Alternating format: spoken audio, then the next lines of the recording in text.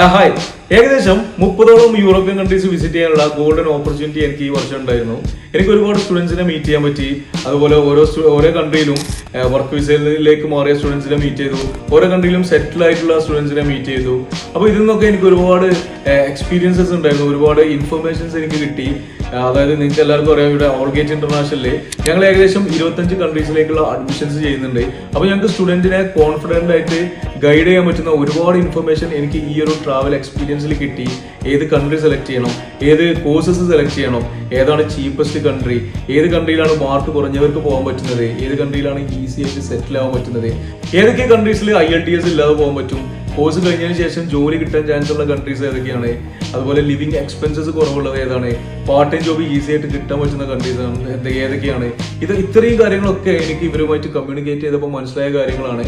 അപ്പോൾ നിങ്ങൾക്ക് എല്ലാവർക്കും അറിയാം, നെക്സ്റ്റ് ഇൻടേക്ക്, അതായത് സെപ്റ്റംബർ ഇൻടേക്കും ജനുവരി ഇൻടേക്കും ഒക്കെ ഇപ്പോൾ ഓപ്പൺ ആണ്. എല്ലാ കൺട്രീസും ഓപ്പൺ ആണ്, എല്ലാ കോഴ്സസും ഓപ്പൺ ആണ്.